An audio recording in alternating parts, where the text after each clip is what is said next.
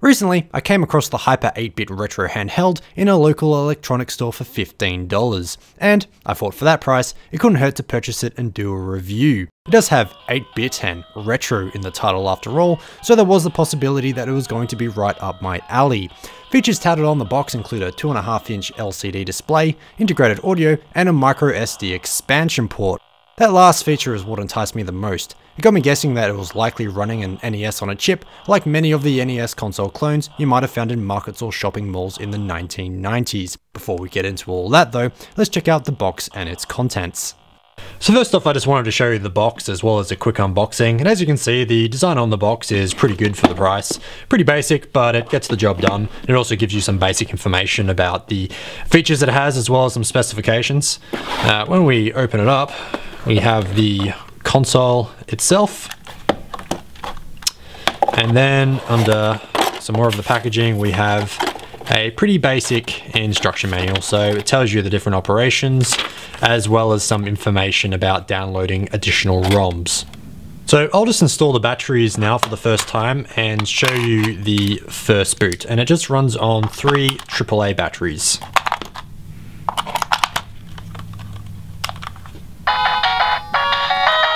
Okay, so I'll just turn the sound off for the time being, but I will show that later on in the video.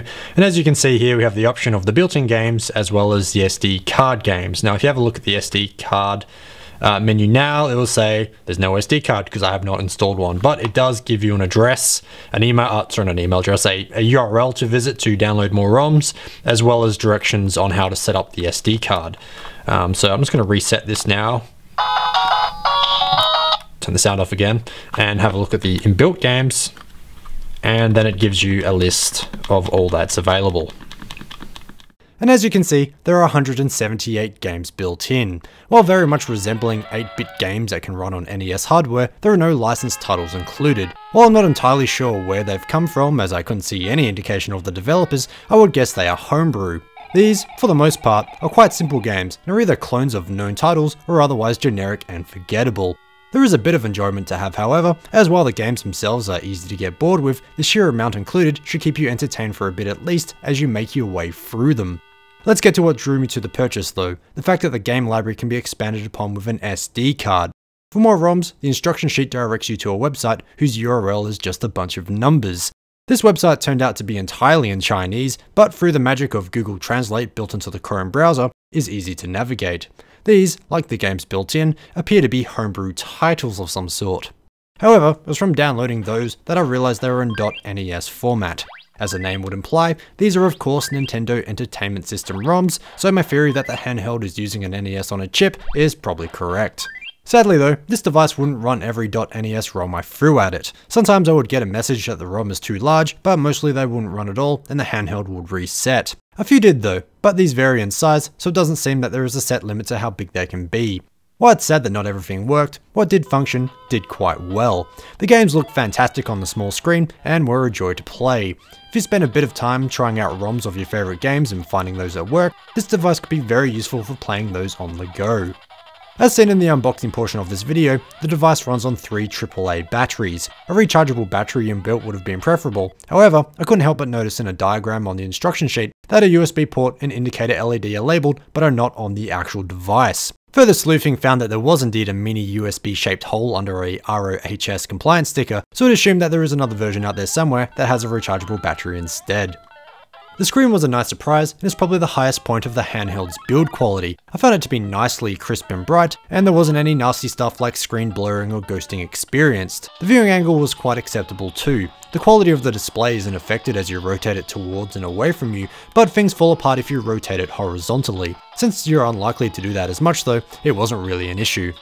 The integrated audio included is a single speaker mounted to face out the back of the unit. While it seems good enough to effectively play 8-bit tunes, it plays a particularly chippy song every time you turn the handheld on. There are 4 levels of volume available, and every time you turn it on, it defaults to the second loudest. There doesn't seem to be any way to turn this off though, and even a soft reset using the included button will bring it back if you previously turned it off. While it might not bother some, this annoyed me a bit. It means that I'll never take it with me in public on something like a train or a plane. I don't want to be that guy with a noisy device on commutes, if you know what I mean. This could be bypassed if there was a headphone jack, but of course being 2017's biggest talking point in tech, this was omitted. Loudness aside, I'm a bit split on the quality of the speaker itself. While the main menu tune seems to be fairly concise, some sound in the games can be a bit offbeat. Since it sounds okay in the menu though, I'm willing to guess that it's more to do with the programming of the individual games. For $15, you're not going to find top-notch build quality, but it's acceptable for its price point. I mean sure, it feels super lightweight and hollow and the mushy buttons won't be winning any design awards, but I feel like I should keep stressing that the whole thing cost only $15. The build quality isn't a deal breaker for that amount of money. While we're on the subject of how it's made too, let's take a look at its innards. The unit comes apart simply, as it's only held together by Phillip head screws. Once the outer case is apart, you'll see that most of it resides on a single circuit board where we can see several chips. Only one of the two is marked, and that turned out to just be a ROM chip. I'm sure the real interesting stuff is under that glop top, which I'd bet to be an NES-on-a-chip if I was a gambling man. So, final conclusions. I really like the price, the screen, and the fact that it can be expanded upon with additional ROMs.